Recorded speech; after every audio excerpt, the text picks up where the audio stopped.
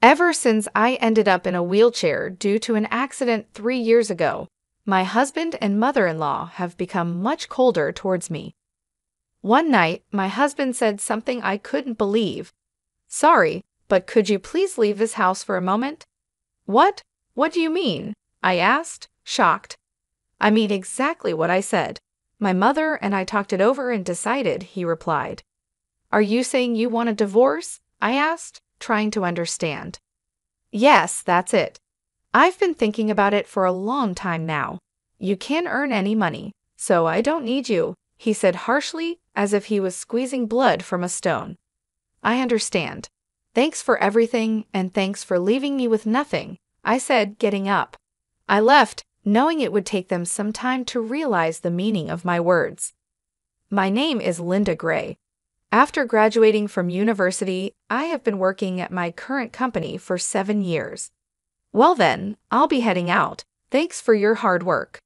"Thanks for your hard work too," a colleague replied as I closed my laptop and got up from my seat. I looked at the clock by the window and saw it was already 4 hours past my regular working time. An afternoon meeting had run late, and I had been preparing for a conference and responding to emails, which took longer than I expected. I left the office, got in the elevator, and went down to the first floor. As I walked through the automatic glass doors at the entrance, I saw that the sun had already set. I checked the train schedule on my phone as I left the company gate and headed to the nearest station. On my way, I saw 2 of my husband's colleagues walking in the same direction. I wondered if Jack, my husband, was already home. We had stopped talking about work at home recently, so I had no idea if he was busy. Talking about work at home had been making Jack cranky, so we naturally stopped discussing it. As I rode the train home, I stared out the window, lost in thought, watching the scenery go by. When I was dating Jack, we used to finish work at the same time so we could go home together. But for the past year or 2, our schedules have been completely different. On the train, I noticed a young couple near the door, maybe college students, having a fun conversation about a movie they saw recently. Their happy scene reminded me of my own past, and I had to close my eyes tightly to stop the emotions from overwhelming me. "I'm home," I called out as I opened the front door, took off my shoes, and saw the neatly lined up shoes in the entrance. It seemed everyone else was already home. I heard the living room door open behind me and the sound of slippers coming closer. "Welcome home, Linda. You were late today," my mother-in-law, Jessica, said warmly. "I'm home, mother-in-law. I'll start preparing dinner right away," I replied. "Oh no, you don't have to rush. You're tired from working overtime, aren't you?" she said kindly. "Not really," I said cheerfully. "The afternoon meeting ran late, but things should settle down soon." I walked with Jessica to the living room. After getting married, it was just Jack and me. But last year, when his father got sick and was hospitalized, we moved into his parents' home and have been living as a family of 4 ever since. "Welcome back, Linda. You've had a tough day, haven't you?" My father-in-law, who was reading the newspaper on the living room sofa, greeted me warmly. "I'm back," I replied with a smile. Last year, he had a sudden brain hemorrhage and needed emergency surgery. While his condition was serious for a while, he has fully recovered after his rehabilitation. He is calm and friendly, and I liked talking to him since the first day we met. He used to be the head of the finance department before he retired, and he often gives me useful advice on managing the household budget. When I visited, we finished preparing dinner and gathered around the table as a family. Jessica mentioned that Kelly, who came over for lunch the other day, had a daughter named Jolie who had grown a lot. "Kids grow up faster when they're not yours," I responded. "Kelly is as beautiful as ever, and having a child really makes her look even more graceful," Jessica continued. "I guess so," I replied. "Kelly is Jessica's niece and Jack's cousin." Jessica often seems disappointed that Jack and I don't have children. She's not very happy that I continue to work after our marriage and often hints that she would like us to have a child whenever we meet. Honestly, I've always found it hard to deal with Jessica, especially since we started living together. She tends to bring up the topic of having children, especially on days when I come home late from work. You could have had a child if you had started earlier, Linda.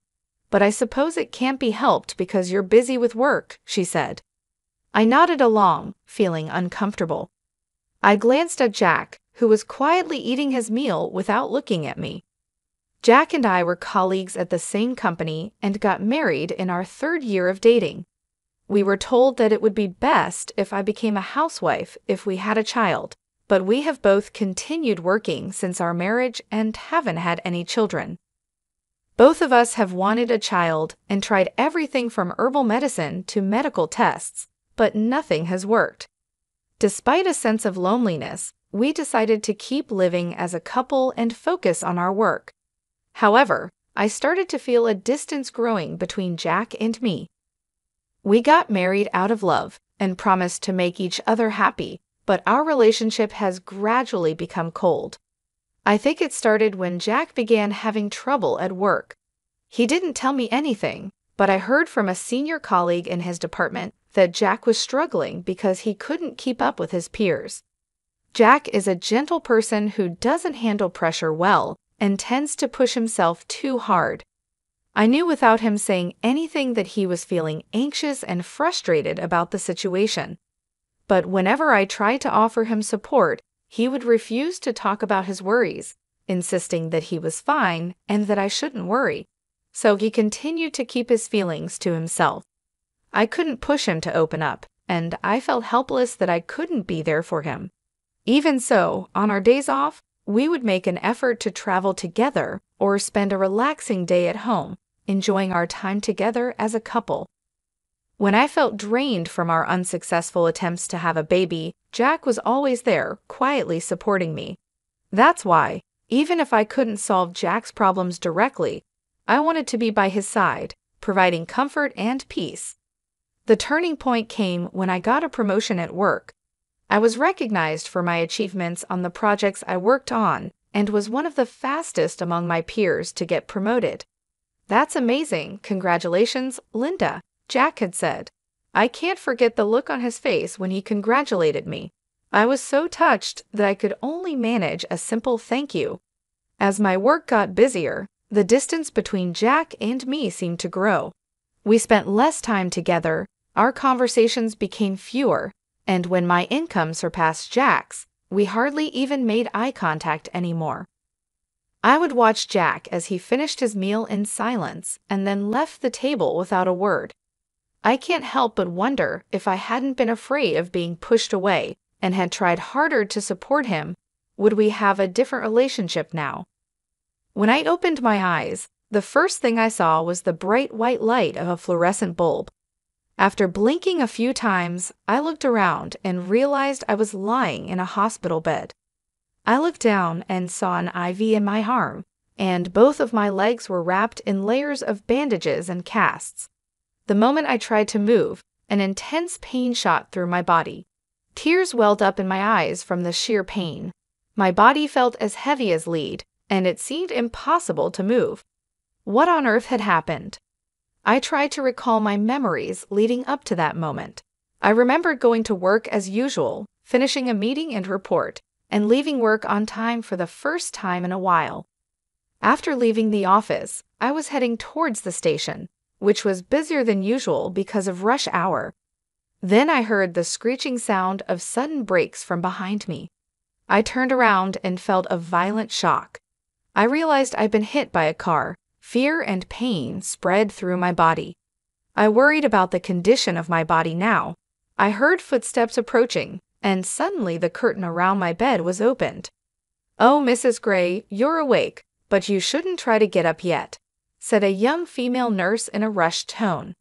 "I understand you're confused, but your doctor will explain everything shortly.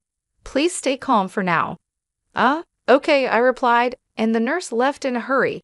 A few minutes later, the doctor arrived and explained what happened. Apparently, a truck driven by a sleepy driver crashed onto the sidewalk, and I was hit from behind. I had been rushed to the hospital immediately after the accident, and it had been about half a day since the surgery. "Excuse me, but have you contacted my family?" I asked. "Yes, we have informed your husband and his parents about the accident and that the surgery went well. However, they seem to be out somewhere and can't come right away," the doctor said. "I see, thank you," I replied. Jack was away on a business trip, and his parents had been on an overseas vacation since last week. From the doctor's tone, I could imagine their reaction to the news. Even though they were out, it didn't sound like they responded as you would expect when being told a loved one has been in an accident. I laughed bitterly, thinking about Jack's reaction. It didn't seem like he would be worried about me. The doctor continued to explain that while there were no life-threatening injuries, the damage to both of my legs was severe. They said the chances of walking again were not good. As I listened, it felt surreal, like they were talking about someone else, not my own body. Jack visited the hospital 4 days after the accident. It was surprising to see his pained expression when he saw me, covered in injuries, lying in the hospital bed. "Sorry," he said, looking genuinely distressed. "I'm late." "It's fine, don't worry about it," I replied. "I'm sorry for interrupting your business trip." It had been a while since we last talked, and the atmosphere was awkward. Our conversation stalled, and we both avoided eye contact. Jack then excused himself to talk to the doctor, leaving the room. I couldn't bring myself to call out to him and just watched him leave. It's been 2.5 years since the accident. My legs are still disabled from the accident, and I've been confined to a wheelchair. Since the accident happened while I was leaving work, I managed to stay with the company for a while, but it became too hard to continue, so I resigned about 5 months ago. Since then, I've been spending my time at home, but a few things have been bothering me. One thing is Jessica's attitude towards me. It's gotten much harsher than before. "Linda, do you have a moment?" "Yes, of course." "I'm about to head out, but could you fold the laundry for me? It's just folding, so you can do it even if you can't move your legs, right?" "Yes, please be careful on your way out." "Well then, please get it done." Ever since I started staying at home, I've been getting more and more snide comments from Jessica. She seems unhappy that her daughter-in-law is at home all day and not working. Now, every time we meet, her requests come with a side of sarcasm. I sighed as I folded the laundry. The other thing that's been on my mind is Jack's job. According to a former colleague, Jack seems to be struggling at work more than ever. He's being outperformed by younger colleagues and subordinates who joined after him. He seems to be viewed as a burden by those around him. He used to keep to himself after coming home from work, but lately he's been taking out his frustrations on me more often. "Must be nice, Linda. You don't have to worry about work relationships anymore, and you get to eat without having to work. I heard from Mom that you've been lazing around all day doing nothing. I wish I could have that lifestyle just once." I no longer saw any trace of the kind Jack I once knew. His sarcastic remarks left me feeling sad for the man he had become. One night, he said, "I hate to ask this, but could you please leave this house?" I was at a loss for words, unable to understand the meaning of his abrupt statement. "What? What do you mean?" "I mean exactly what I said. My mom and I have talked it over and decided." I turned to look at Jessica, who was sitting next to Jack.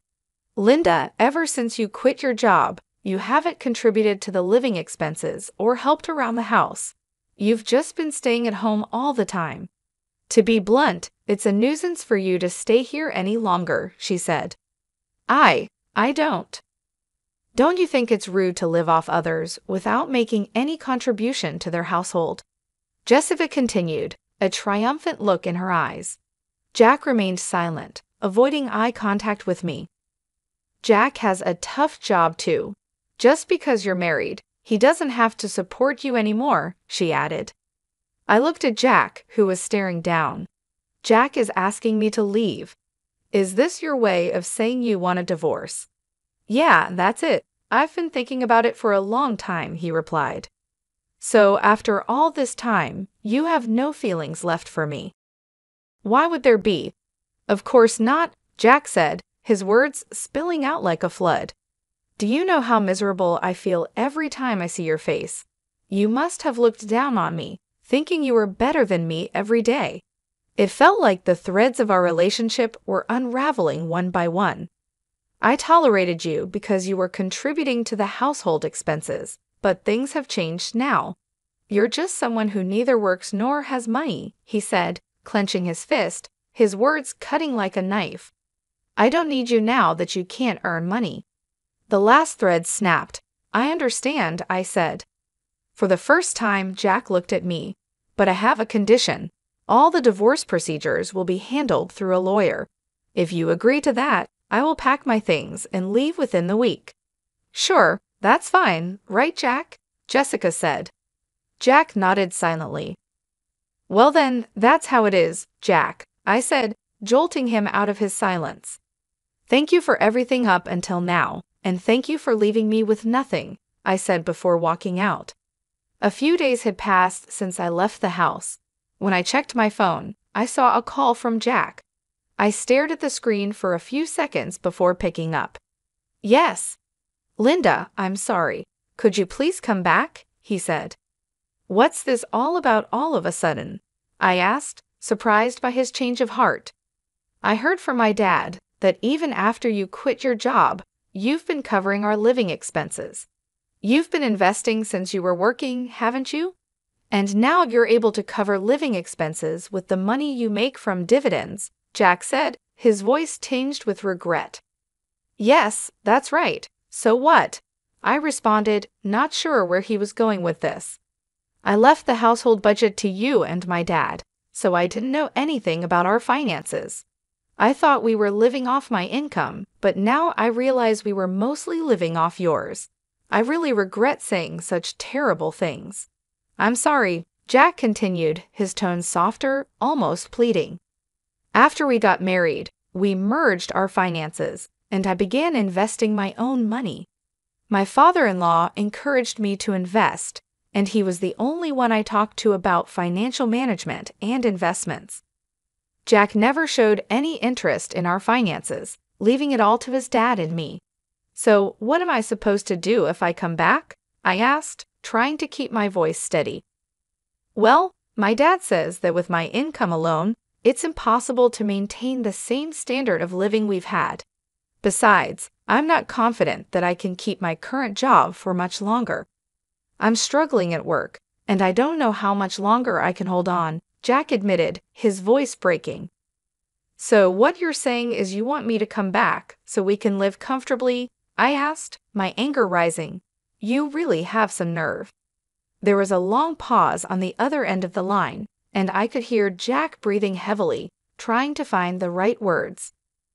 The reason I never said anything before is because, even though my feelings have changed, I believed that deep down you still cared about me. But you're not the Jack I once loved anymore, I said, my voice trembling with emotion. That's not true, Jack said quickly, his voice full of desperation. I still care about you. I've just been going through a lot, and I've made mistakes. I know I've hurt you, but I want to make things right. Please come back. I sighed, feeling the weight of the years and the pain we had both endured. Jack, it's not that simple. You've hurt me deeply, and it's not just about the money. It's about how you've treated me, how you've taken me for granted. You've become someone I don't recognize anymore. I know, and I'm truly sorry. I've been a fool, and I've let my pride get in the way. I miss you, and I miss us. I want to make things right, but I need you to help me. Please, Linda, come back, Jack pleaded. I need time to think, I said, feeling the tears well up in my eyes. You can't just expect me to come back and pretend everything is okay. We need to talk about this, really talk, and figure out if we can find a way forward together. Okay, I understand, Jack said, his voice barely above a whisper. Take all the time you need. Just know that I'm willing to do whatever it takes to make things right. As I hung up the phone, I felt a mix of emotions. Part of me wanted to believe Jack, to believe that he could change and that we could find a way to rebuild our life together. But another part of me was deeply hurt and uncertain if I could ever trust him again. I knew that whatever decision I made, it wouldn't be easy, and it would take a lot of time and effort to heal the wounds that had been inflicted over the years. "I still love you, Linda," Jack said, his voice full of desperation. "There's no need for you to say anything more," I replied firmly. "All my feelings for you have vanished. The last time we talked, I made it clear that whatever happens to you and your family from now on, I just don't care. Thank you for leaving me with no trust, no memories, nothing at all," I continued, my voice cold and unyielding. "Wait, Linda, please forgive me," Jack pleaded, his voice breaking. "I'll handle all the divorce arrangements through my lawyer. Don't ever contact me again," I said, my tone final. I hung up the phone and immediately blocked his number, cutting off any further communication. After that, the divorce process moved quickly, and I made a clean break from Jack. The only person I still kept in touch with was my father-in-law. One day, my phone rang. It was my father-in-law. "So have you had any trouble living alone since you split up with Jack?" he asked kindly. "No, not particularly," I replied, feeling a bit relieved to talk to someone who genuinely cared about my well-being. "That's good to hear. I'm sorry for the trouble we caused you, Linda." When I heard what happened from Jack and my wife, I was so angry that I couldn't help but shout. "I shouldn't have ignored the terrible way my wife and son treated you for so long. I'm truly sorry that I didn't do more to help," he said, his voice filled with regret. "It's okay, sir. Please don't worry about it," I replied, trying to ease his guilt. "Actually, I caused some trouble too. After I left, things didn't go well at the house. Even without my income, Jack and Jessica kept living extravagantly without cutting back on their lifestyle. They ended up pawning their belongings and even went into debt. My father-in-law, frustrated with their irresponsible behavior, recently divorced his wife. I see this as a good chance to rethink my life," I continued. "I can live just fine with my current lifestyle, and I want to take on new challenges. I feel optimistic about the future, even though things have been tough." "That's the spirit," my father-in-law said, a hint of pride in his voice. "You've always been strong, Linda. I have no doubt that you'll come out of this even stronger." After hanging up, I reflected on how much my life had changed. I had always been the one to keep our household running smoothly, managing our finances and making sure everything was in order. After we got married and combined our finances, I began investing my own money with the encouragement and guidance of my father-in-law. Jack had never taken an interest in our finances, leaving everything to his father and me. Since the divorce, I've had to make some adjustments, but overall, I've managed well. I've learned to live within my means, cutting back on unnecessary expenses and focusing on what truly matters. I've also started taking on new challenges, exploring new hobbies, and reconnecting with old friends. It hasn't been easy, but I've found a sense of independence and self-reliance that I hadn't realized I was missing. Reflecting on my relationship with Jack, I couldn't help but feel a mix of sadness and relief. We had once been so in love, but over time, our relationship had deteriorated. The pressure from his job, the expectations from his family, and our struggles to have a child had all taken their toll. Jack had changed, becoming someone I no longer recognized. His coldness and lack of support had driven a wedge between us, and no matter how much I tried to reach out to him, he had pushed me away. When I finally made the decision to leave, it was the hardest thing I had ever done. But now, looking back, I realize it was also the best decision for both of us. Jack needed to face his own issues, and I needed to find my own path. The divorce proceedings were straightforward, thanks to the help of my lawyer and the support of my father-in-law. He had always been kind to me, treating me with respect and offering his wisdom and advice on financial matters. Even after the divorce, he remained a source of support, checking in on me regularly and offering his assistance whenever I needed it. I learned that after I left, the household fell into chaos. Without my financial support and management, Jack and Jessica continued to spend recklessly, refusing to cut back on their lavish lifestyle. They eventually had to pawn their belongings and even went into debt. My father-in-law, frustrated with their irresponsibility and fed up with the constant stress, decided to divorce Jessica. Now, I see this as a chance to reassess my life and set new goals. I've been focusing on my own happiness and well-being, taking things one day at a time. I found new strength within myself and a renewed sense of purpose.